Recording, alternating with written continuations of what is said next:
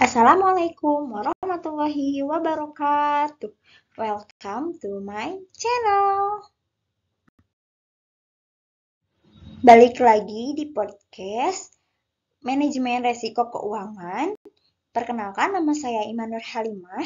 Di sini saya akan memenuhi tugas dengan dosen pengampu Bapak Gustian Juanda.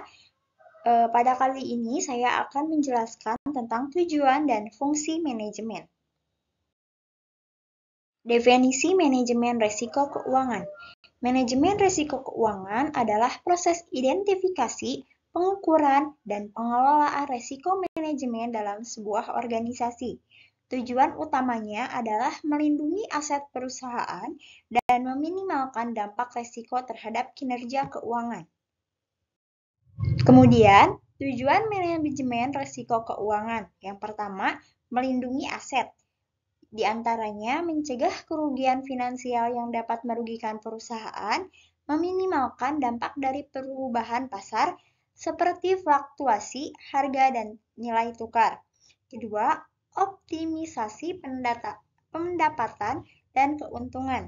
Di antaranya mengidentifikasi peluang investasi yang menguntungkan, mengelola risiko untuk meningkatkan keberlanjutan laba.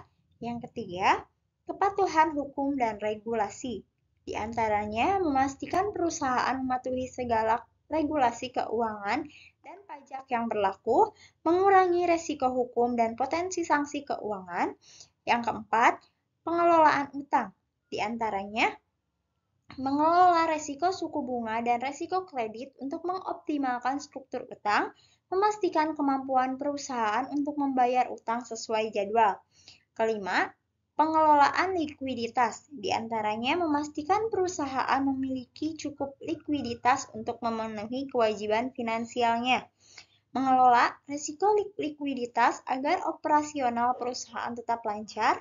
Keenam, peningkatan kepercayaan pemangku kepentingan, di antaranya membangun kepercayaan investor, pelanggan, dan kreditor untuk menunjukkan komitmen perusahaan terhadap manajemen risiko yang baik.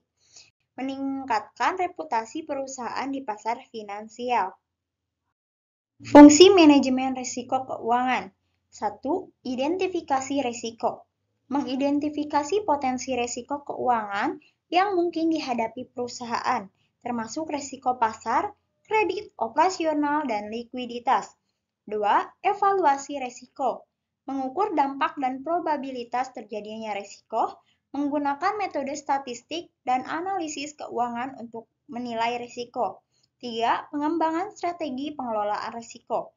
Menentukan pendekatan terbaik untuk mengurangi risiko seperti asuransi, diversifikasi investasi, atau kontrak derivatif. Merancang strategi pengelolaan risiko yang sesuai dengan tujuan perusahaan. 4. Implementasi strategi. Mengimplementasikan strategi pengelolaan risiko yang telah dirancang, mengawasi pelaksanaan tingkatan pengelolaan risiko di seluruh organisasi. Kelima, pemantauan dan pengendalian. Terus memantau risiko dan pengukuran efektivitas strategi pengelolaan risiko, menyesuaikan strategi jika risiko berubah atau jika strategi yang ada tidak efektif. Kemudian kesimpulan, manajemen risiko keuangan adalah komponen kunci dalam strategi bisnis perusahaan. Dengan mengidentifikasi, mengukur, dan mengelola risiko dengan efektif, perusahaan dapat melindungi asetnya, mengoptimalkan keuntungan, dan membangun kepercayaan pemangku kepentingan.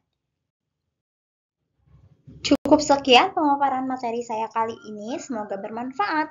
Wassalamualaikum warahmatullahi wabarakatuh.